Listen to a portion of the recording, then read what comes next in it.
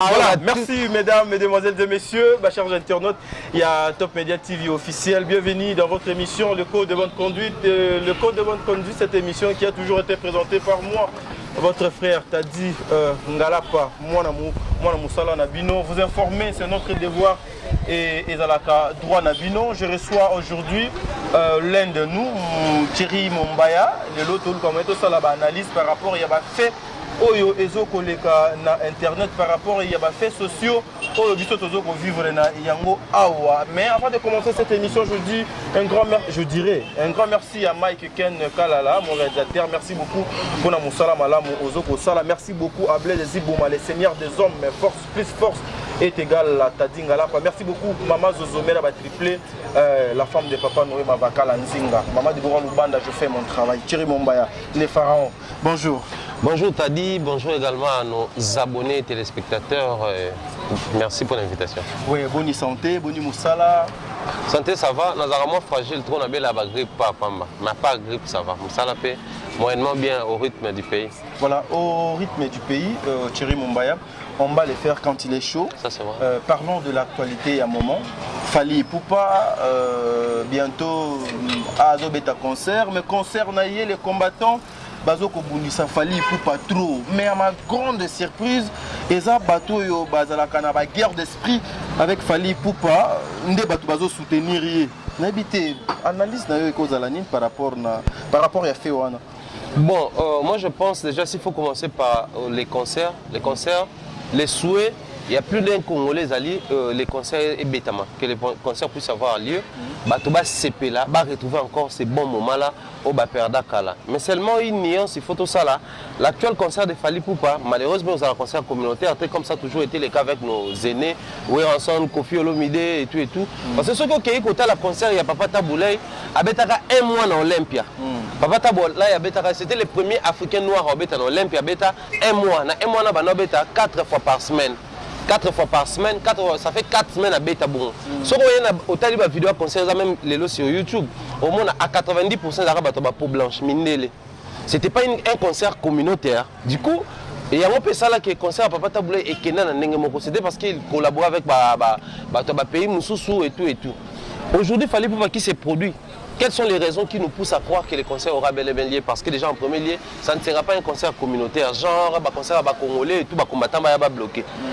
Dans ces concerts-là, il y aura des Camerounais, des Ivoiriens, des Français, des Belges, des Hollandais et tout, qui viendront pour passer des bons moments accompagnés de la musique.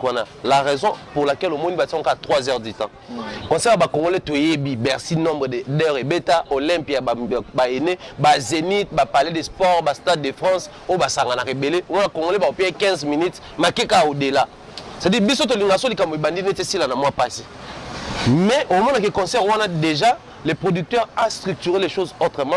Les producteurs en question, c'est Yuma Production.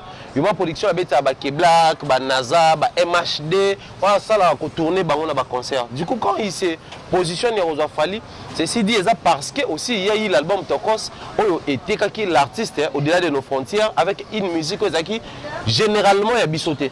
Donc les gens ont attiré notre attention, ont poussé la musique. Donc ce sont les facteurs qui ont réussi à réunir qui permettront à ce que les concerts puissent avoir lieu. Mais dire que c'est qui combattants et tout. Mais l'histoire des combattants, c'est une histoire qui date. Les combattants bandit les lotins, les combattants bandit l'obité, les combattants empêché Jiba Beta, Jiba a négocié même na bango. Et Simbate, les combattants empêché Ouera Beta, Ouera Luka stratégie après toutes ces années. Les combattants empêché héritier, à comment même à sali balance et il y a quelques temps à Beta, Batali Monique, mairie est validée, salle est validée, concert. Batali si on a fonctionnement du système français anine. Na ba grande artère ceux qui incendient salami ba arrêter toute activité aux salama. Il y a un moment na concert héritier ba yaka bazui ba kotisi voiture moko boye ba tumbi yango.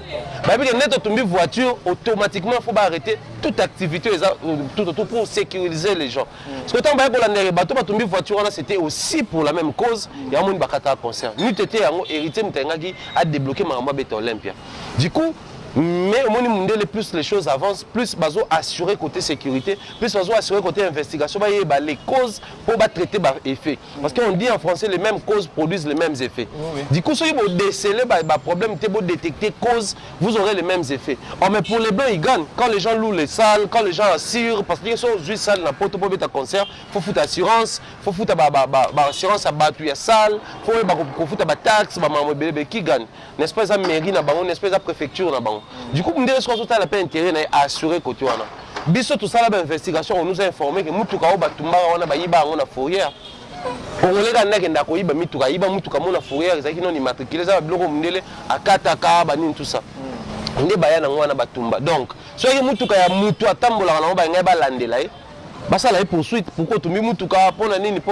Donc, moi je pense ceux qui ont rassemblé ba makamwana nyonso ils ont rassuré qu'il y aura bel et bien concert.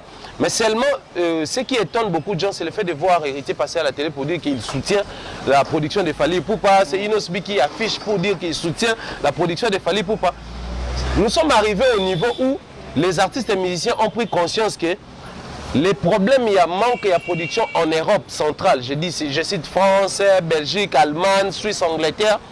Et ça, parmi les problèmes, il faut qu'on se le dise, et nous, les artistes, hier, c'était un rêve pour les Ivoiriens, les Camerounais, pour les concerts, les festival, les salles mythiques. Mais bien sûr, il y a des moko, même des fers, des JDT, des Bill Clinton, des Céléon, des Abeti. Après, même miel, des sons, des Tadé, des héritiers, les autres Abeti. C'était l'image d'un artiste. Mais chez eux, ils ont un festival. Babana soko tala biso ki badjo basala neni babeta ba concert et puis les Congolais ont été réputés pour la performance bayaka bate drum guitare synthé ba musicien batem na ba micro boyemba et loko ezalaka fréquenté par ba pays belé bandeko basala ba musique na bango là o babeta minka ba showcase rêve wana pe salaka particularité musique na biso nous avons tout perdu à cause de ba combattants. Maintenant je me demande les combattants combattent pour les pays qui dirigent les pays africains, les politiques africains. Alors tous ces hommes politiques là ou les politiques là la politique a toujours été dynamique. Lobi na Rosa na Dieu merci malgré sa aventurier lelo na romina tadi aventurier basi Dieu merci no masi fo mutu siko soki bango moko bata politique ba lobi que non tozala na dynamisme wana mais pourquoi les combats fait comme dynamique depuis banda ba musicien ba beta raté ba musicien ba beta raté une année ba musicien ba beta 2 ans 10 ans ba beta raté et rien ne change bon on combattre Kabila qui Fatia et bozo combattre kaka. En fait, tous combattre Nini. Si nous combattons pour le pays, nous combattre Nini parce qu'il faut qu'il y ait des causes où ils ont défini combat la biso et ça la noblesse. Si nous combattons pour la guerre, guerre il y a Béni, il y a Massis, il y a Est, guerre il y a France, guerre il y a la Belgique. Certes, diaspora en Mboka Nyon sur les marapons en Bunde la Mboka na bango. Mais même diaspora on est ba na Bambeli kuna ba mi José. Ils ont encore des problèmes à l'interne, il faut pas bondir ça. Ce n'est pas seulement qu'on coince les musiciens, mais c'est aussi soigner les problèmes internes. Père, yo voyagera, au lieu de réalité, sauf qu'il y a partout, tout la communauté, West Af, bakuta na wapi. Bon, l'action place, Ivoirien, bakuta na Ghana, Malien, Sénégalais. Mais Congolais, aux années, tout le monde Congolais, bakuta na wapi. Réponse, c'est que Songal n'a pas Congolais trotté. Bazarana, jalousie, balinga quoi envier, Congolais n'a trotté. Dans la Congolais déjà dans la diaspora. Pensez-vous que la même diaspora, les structures, on va bien combattant, pour réussir. Il faut revoir Makambo. Tout ce qui est musicien, bêta, biso combattre autrement. Je pense que vous avez la décision bien. Merci. En parlant de Fally Ipupa, quelque chose est Matinga Namutu. Tu es un analyste, un professionnel de ce travail. Je pense que tu n'es pas aux sous-informés, tu étais informé Mumbaya, le pharaon. On avait un artiste plein de talent qui s'appelait Lobesso.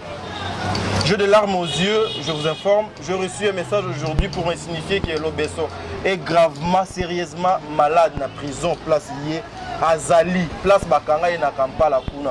Mais Mumbaya, c'est comme si Bino, Bato Presse, Bozo Lobela était. Il faut quoi pour que Bomeka Koluka Kolobela, frère Nabiso, Ndeko Nabiso, donc Azana passe, depuis Bakanga, ils sont 4, ils sont 5 mois, Azala toujours n'a papier. N'habitez Mumbaya, il faut quoi pour Kolobela, Ndeko Wana?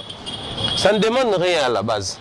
Mais si on a bien ça, la tournée au Morobe pour réfléchir, je responsabilise en partie les poulains ou les anciens musicien ya wenge musique à maison mère. Voilà. Wenge musique à maison mère comme la prison morale. So musicien azaki na wenge à longwe. Ata sali makamsusu faut ba associer avec une actualité à wenge. Voilà pourquoi même temps bakangi lobeso watu babini we rançon na sala quelque chose. Lobeso grand garçon azora ba résolution voyager yemoko, il a pris ses décisions yemoko et au final les commis we rançon na sala quelque chose. T'as dit, moi je pense aujourd'hui nous devons vraiment devenir professionnels au sens premier et terme. Est-ce que tu sais aujourd'hui nos jeunes frères Laura Inosbi, nos jeunes frères Laura Gaze Mawete, pendant que Bazar voyage, je ne pense pas que pour succès à ma casse. Mais c'est parce que comprendre les photos structurées ma cambo, surtout c'est décidé de voyager, mais voyager même ça a structure. Après bakata fumbo après succès basali et tout, comment ils n'ont pas su organiser les choses pour que ceux qui na lingina kenda poto na les capables ba campagne la wana te bazone à risque sans pour autant prendre bagalon ngai na rôle kana campagne la te pendant que poto na rôle katé. Donc biso kutu ba journaliste est moto ka sous-informé na makambo wana ba bazaka mieux informé parce que bazaka na ba fanatique partout ba yebi ko calculer que risque za boye insécurité za boye pour la nia zwanzela wana. Voilà. Ceux qui se retrouvent dans la prison bongo, à ce bela. Niveau mademoiselle plutôt au lieu de ça la émission, tout ça la analyse. Mais il faut tout ça la plutôt sit-in, tout ça les pétitions, tout côté c'est un ministère Affaires étrangères. Biso tout le monde a une information, bakanga ba pêcheur kutu. Nanga mo Rwanda bazo pêcher ba katisi frontière à Maï sans le savoir, ba bandi ko pêcher na Rwanda. Ba bakangi bango batie bango na prison parce que ba pêcheur ya ngambo oyo baza droit que pêcher même pas na Brazzaville. Autant ba pêcheur Brazzaville so ba yé a faut bakanga bango. Bakanga ya biso mais vu que l'information est circulée là.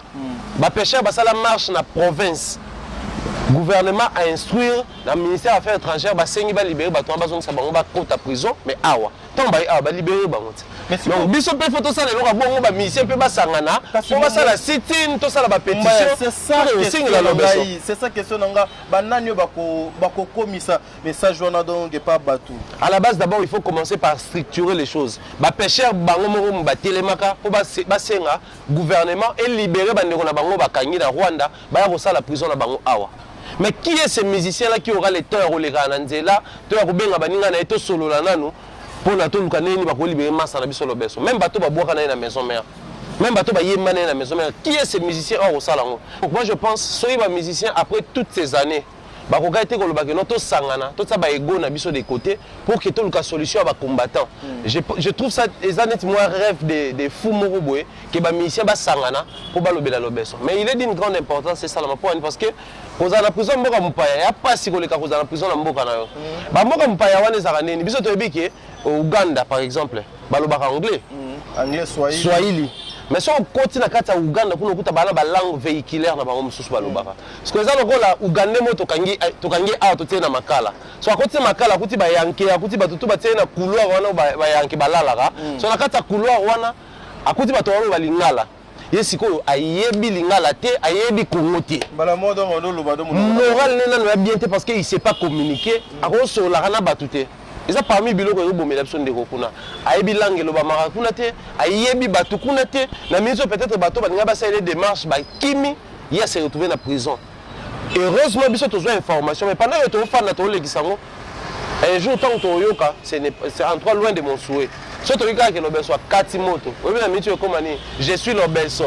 Tout ça va profil toutes ces photos tout au carré la photo dans l'obéso. To bimisango tout ça on a ba statut, to commis paix à ton âme. Il fait un grand animateur à ça qu'il est grand temps qu'on apprenne à nous aimer pendant qu'on est vivant. Merci beaucoup Mumbaya.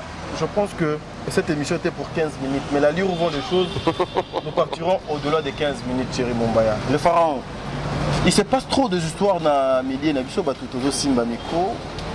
Pourquoi ça les langues différence, na influence, oyo eza na télévision locale, na la presse en ligne. Différence na kokate, mais influence na komeka. Voilà. Différence na kokate pourquoi parce que tout ça na kati biso tout ya babenga en corporation journalistique. Biso tout ba pandisa on a lingande comme on a lingala. Tout rabato même des balbako ba journaliste ba songi mais entre nous. Un journaliste en lingala c'est mon pandisa. On soit juste en mukie, il faut panza mukile comme munene. Un bon mo pandisa on fait songi. Je m'étonne journaliste à songi te. Je sais faut à songi. Faut zo likambo batu. likambo moko ya wera ya ye moko yo ye nango opanza ko mokili mobimbe yoki. C'est ça un journaliste. Alors, ozala mutu ya presse écrite, ozala mutu ya presse en ligne, ozala mutu ya télévision en clair, ozala mutu ya radio en clair, biso tout ozali ba panzi sango. Je ne vois aucune différence, sauf que différence c'est monsieur ozali ka na ba génération. Génération moi ezalaka parce que même biso bato to sala multimédia avant to kota na communication boye et bon fait communication ya journalisme ba bisa biso ya multimédia même ndeto mona photo boye banana no moto ayeli boso mai azota na mai amone longi na ye akomi ko réfléchir nini na koma ko sala na mi mona ka avant ke na mai a créer miroir a mi mona soit remarqué période mo soit mitali après période mo soit mona na ta koli habite fona ça lo moko et immortaliser à chaque période a sali photo. À quel moment est-ce que la photo c'est bon, on a chaque génération, mais il faut évoluer à ça les vidéos pour évolution dans le mouvement. C'est comme ça, âge il y a multimédia, il y a multimédia. Mais aujourd'hui, la presse n'est pas aucune. Photo ne dit pas âge zala, âge moi zala qui va toi non commander dans les journaux. Vu l'évolution de la technologie, radio est commis. Parce que radio est besoin de TV. Âge télévision est commis. Mais il ne faut pas souffrir et âge internet. Est-ce que papa va commande maman va commander un journal après c'est que tant radio est mi bomaka. Bandimaka ba jour relais, ça le bateau va la course il y a 100 mètres de marathon. Au kimi comme côté, muninga no azapoya azwa relais, il faut payer ça relais. Les problèmes qui se posent aujourd'hui si nous réalisons des émissions pour réfléchir entre la presse en ligne, la télé en clair, les rapports, comme un niveau qui est mis place aux presse en ligne, il faut voir les lignes copiatées. Si on prend mes amis, biso pe oleto tika ba on a relais là bango biso to boto la bango relais to bana okima. Si ko eza système âge na verbe africain lo bara moi mke so abeti mukolo bitumesi la no kité. Bitumbo nyoso bozo mona même neto ko moela na matanga Kamo Lopez et apo ba mike ba beta mikolo. Voilà, merci. C'est le pharaon, il s'appelle Thierry Mumbaya, un garçon très intelligent. C'est la toute première fois de réaliser une émission avec non mais il faut préciser c'est à tout le temps toi là. Non mais à tout moment toi là au moins l'émission. L'émission oui. Fois. Voilà. Sincèrement, nous devons avoir des têtes comme ça pour nous aider aussi malgré Nenge Bazo Finga Biso pour définir aussi non mais obi que t'as dit ngana minute entre nous soit dit quand les arabes sont finga biso sur internet na bana koyoka pasi mais les gens commencent à finga biso na ka esengo mo ko zo idete oyi poani alors quoi John Mobo le gars talent garçon très sale azala toujours mal propre parce que au talent mo na pe ko très sale ou mal propre. Et ça, on ne passé. Mais si on va aller au Djomo, les cas, il y a des bons. Et tu as des bons. On sait que. Parce qu'on a des bons, normal, mais il y a des bons. On a mis comment on finit par pure jalousie. Sur Internet, on a des beaux garçons, sur Internet, on a des belles filles, sur Internet, on a des têtes réfléchies, sur Internet, on a des émissions. Avant d'ailleurs, on a des émissions Internet, on a dit waouh! Une très belle émission. Rien à envier à la télévision. Aujourd'hui sur Internet, et comme il va complexer, il va voyager et tout. Il va voyager combien de fois? Dépose à la radio. Je pense qu'on a eu plus de 10 fois. Pour dire que tu es décomplexé à tout niveau de vie. Tu as souvent complexé, tu as bien peut-être au-delà pour les cabango. On a l'équipe sur la ancienneté, mais départ expérience sur l'équipe. Voilà pourquoi nous avons eu ça que les chroniqueurs, biso pena bata chronique musicale. Que les analystes culturels, tout ça, analyse la musique et la culture, d'une manière générale, les fanatiques, les mélomanes, les musiciens, tout ça, les concerts sont à la poto. Parce que hier, c'était ceux qui ont dit que poto, il faut même Yves Abdallah Morobo, pour qu'il a besoin de service à Joe à ça, la boulot n'est bien. Voilà. Et comment il va dire que Olympia, mamie, il a pas ça, la boulot n'est bien. Tout le monde a JB, Joka, tout le monde a Zakaï, Batubele, poto, Kofi, journaliste belé. Biso siko lelo oyo toi na virage ezaki na minute aussi faut inospebe ta soirée moko boya meme orchestre na poto faut même biso po biso mtoza na contrôle ag toutes ces années ce qu'il fallait même ba kabuya na poto même ba imania même ba ambassade poani po ba toi na to poto ba réclamer ba toi na ce que ba toi na poto batala bango n'est-ce pas biso et pas na biso. Merci beaucoup ta place tout ça bat. Merci beaucoup le pharaon Thierry Mumbaya. Avant une dernière question. Petit à petit, comme si on est en train de carter la presse en ligne, dans ma Makambo Italie programme, il y a Kamo Lopez, Aouti Koti Kabiso, Maman Lopango, que son nom repose en paix. La première réunion, ils allaient qui déjà lobby, presse en ligne, ils allaient qui TK à la télévision. sali réunion na marque na bango. Est-ce que vous avez créé des polémiques ou bien une façon de vous écarter, vous de la presse en ligne? Nous écarter, c'est pas un problème. On a comment définir Camon Lopez a camarade na bango a concert na biso. Ah, Camon Lopez. Et Evelyne, a camarade na bango, mais concert na biso. Biso to la concert, bango ba la camarade na bango. Réunion ezaki ba camarade ya Camo, biso pe to sala réunion ba confrère na ba concert ya Camo. Tout ce qu'on a wana poto boya na so ba problème. Donc lundi oyo, to la réunion ba tout après en ligne, to meka ko sola ba tout tilo biso ba to baza d'accord lundi, biso pe to sala réunion na biso. So ya biso ba mona ke eleka tan na ba chaîne YouTube ebele. Depuis Camo Koufi, vend na wezaka na internet. Pour dire que même hier moko Camo Lopez peut noter l'internet, mais avant qu'il ne na kokufa sa la chaîne YouTube, akomer ko leka na ba analyse na biso, akomer ko leka na émission na biso. Ngana Camo to yamba ba héritier, to yamba ba nani Fabregas, to yamba déplique, to annonce l'émission na Camo na internet, les gars TVT. Ça dit même hier moko comprendre que place au Penza, il a pas sorti makolo. Moi je pense les camarades na bango, biso to la concert na biso. Merci beaucoup. Il se disait tant de trucs. Voilà, il est là, il a passé enfin Thierry Mumbaya. Il a répondu à ma question à Bisso, ma question à ma réponse à Thierry Mumbaya. Je pense que la télé c'est le temps. Mon rédacteur Mike Kalala, Azosalanga déjà signé dans le Chité. Mumbaya, s'il faut lancer un message, il y a paix, un message à Kimian. S'il faut qu'on résume, qu'on ça la synopsis par rapport synopsis c'est la film et autres j'en passe. Il faut qu'on synthétiser comme ça U2 général il y a passage na Top Media TV officiel à Lilo. Les gens peuvent comprendre quoi na passage à Mumbaya. Les gens doivent retenir que la mort existe mais il ne faut jamais alors jamais secouer liwa place Evani pour rejoindre biso. Camo est parti paix à son âme. Que Dieu nous préserve de beaucoup de choses en tout cas. Le lieu, mon qui est comme on peut savoir moi son mon père, baliwa, banin tout ça. Mais tout bang aliwa mais plutôt tout ça l'année na innocence. Muta mo Christ wa tika na bo Christ na ye, muta musulman tika na islam na ye, muta bouddhiste tika na Bouddha na ye, mais tout ça na innocence. Nazala te mutu na sali ba mabe belé na accumuler mabe mokolo likambo na ozala vulnérable. Mais aussi, les campagnes qui ont battu Mikolo, les Congolais, ceux qui ont bela, net biso tout ngala fanda ngamoko. Surtout quand on a biso poto mingi, bavanda komona avanda ka yemo na kwena ye tala ka bandeko te bandeko ba révolution été. Beaucoup de nos frères ba okufa bona ndako de par kaka pona manque ya assistance na secours. Mais biso pe bato to vanda kana bato. Moi ba petite notion il y a premier soin photo le cateau bon surtout la réanimation c'est important biso tant to komba ici so ba oti ko mana Camo awa pika ka crise donc so ba bana ko réanimer na ndaku peut-être ngoza la mieux que ba kenene tin hôpital ba réanimer na ndaku te pour mutu te bi sa réanimation. C'est important de Babilo Kouana. Pardon, je ne peux pas finir cette émission sans pour autant toutes nos questions. Est-ce que au cause pena ya liwana yena maladie donc mimi Camo na kufa parce que l'interprétation za moi est belée par-ci par-là mais nabi que tu es le pharaon et puis aux mieux placé. Ba cause des variés, ngata ba benga pa ki la bac ça isinga que non na oki Camo kufi vérifier. La bengi petite sœur ya Camo Lopez tant on a eu information na tout nié mais qu'est-ce qui se passe avec singa Camo kufi? Abi ya kufi na bisa kufi na nini au malaria. La bémission me peut être malaria mais on a été informé Camo azaki atteint na Mbasu au biso to bi que ça mauvais sort.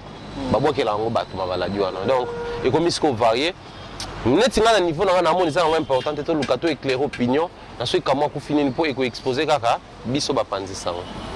Merci Thierry Mumbaya. Dernier mot en dédicace. Dernier mot bolingo et régner na mitema ba congolais. Tolingana pour tout. Tolingana pour rien, tolingana pour quelque chose, tolingana pour tout. Le plus important, dédicace au PC, merci Koyago Beli, Chaba pareil, Rich, Andy Loawa, un enfant pas comme les autres, dans Lausanne, dans Switzerland, et bien des bonnes choses au PC, mon mentor Jean-Claude Longangé, ma maman chérie, maman Rose Falia, la salutation comme ça à Karine Manessa, salutation à Bernard Chamana à Libreville, et puis bien des bonnes choses à Mère Kabichi, et à Grand Prêtre Crésoin Tsengou, au PC, merci. À toi, Viso Lekan Limabiala, monsieur le vice-président de la communauté congolaise vivant en Chine. Merci beaucoup à toi, mon président Isidore, c'est-à-dire le président il y a communauté chinoise, communauté congolaise vivant en Chine. Merci beaucoup. Nous sommes de cœur avec vous par rapport il y a virus pour ça la rage vraiment en Chine. Merci parce que nous sommes en contact avec vous. En tout cas, en ce qui concerne le virus, il y a coronavirus. Moi, étant chroniqueur, je pense il est grand temps de mobiliser les gens. Attends, aux en Chine. Mais les Congolais, ceux qui ont voyagé, il faut se munir la cache nez. C'est important. Parce que le Oyo, Nathalie documentaire, les Chinois sont avertis depuis décembre, mais ils négligent qui est. Donc, si on a mis tout le monde qui averti, bon, ok, le virus est venu comme bimé quand on a l'aéroport, on néglige, on a certifié. Alors, pour prévenir les Congolais, si on a aéroport, au aéroport, il y a Kinshasa, il y a Istanbul, place les Congolais, il y a Maroc, il y a Kenya, il y a Éthiopie. Congolais, si on a un aéroport, s'il vous plaît, les Congolais, to battre la caille longue, to la tika bakash wana, et aussi à sur l'autre. Au moins, Congolais a exempté de Marambo parce que les Chinois ont réussi quand même quand on a l'hôpital malgré que Koufa. Merci. À mon réalisateur Maiken Kalala, merci beaucoup Nabalandinion sur Top Media TV officiel. Merci à toi, Madame Adam Nené depuis Californie, Hop Fondation. Nous sommes là pour la personne vulnérable. Merci Nathan Obo Pessibiso. Merci Nabande Konanga Nyonso ici Chibala, la patronne. Merci beaucoup à toi, la cadette de la famille Petite Terre Propre, Milor Kaninda. Merci beaucoup à Lisette Matala, ma grande sœur, Tata Moissi Abana depuis la France. Merci beaucoup à toi. Iseka Dakosta Pereira depuis quelque part, Suki Awa, so Jésus Ayete, dans le Pharaon, prochainement pour la news. Merci beaucoup Thierry Mumbaya. Merci Tadi et merci à tous nos abonnés surtout. On a envie d'abonner, apprendre, pendant ça la preuve que Bissira Mamala Monda Netoya, donc tout tourne là. Merci.